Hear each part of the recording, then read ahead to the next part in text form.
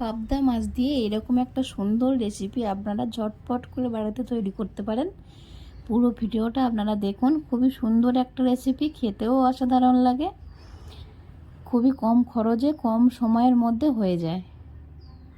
আজকের রেসিপি হলো মিল্ক পাবদা। এখানে আমি পাবদা মাছ নিয়ে নিয়েছি, পরিষ্কার করে ধুয়ে নিয়েছি মাছগুলোকে। এবার আমি মাছগুলো নুন হলুদ মাখিয়ে নেব।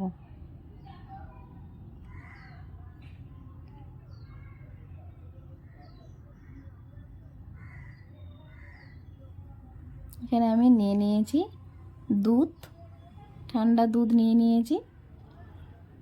2 টেবিল চামচের মতো নিয়েছি টক দই, ভালো করে ফাটিয়ে নিয়েছি। আর একটা তেজপাতা আর 4টে শুকনো লঙ্কা।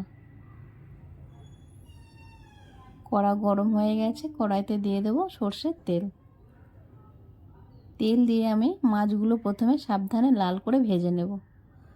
আপনারা পুরো ভিডিওটা দেখুন, কেমন লাগলো কমেন্টে জানান। আর পাবদা মাছ দিয়ে এই রেসিপি আপনারা বাড়িতে তৈরি করে খান।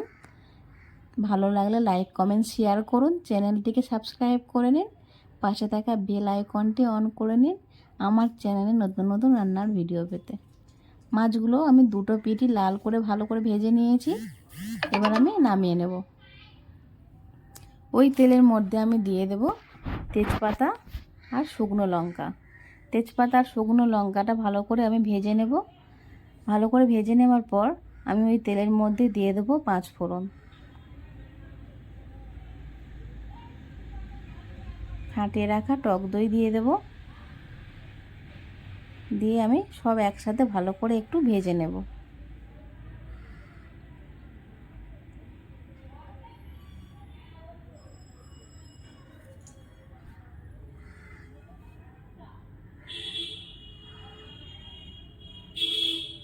এবার আমি দিয়ে দেব স্বাদ মতো নুন আর লঙ্কা গুঁড়ো।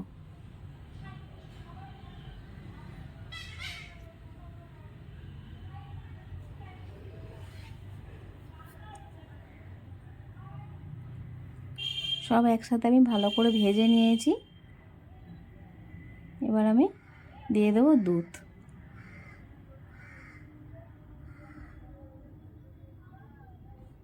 দুধটা দিয়ে আমি মাছগুলো দিয়ে দেব।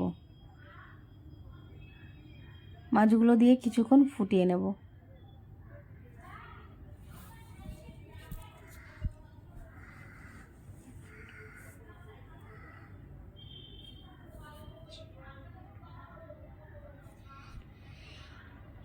এইভাবে করে আপনারা বাড়িতে ট্রাই করুন, খুবই ভালো লাগে খেতে এই রেসিপিটা।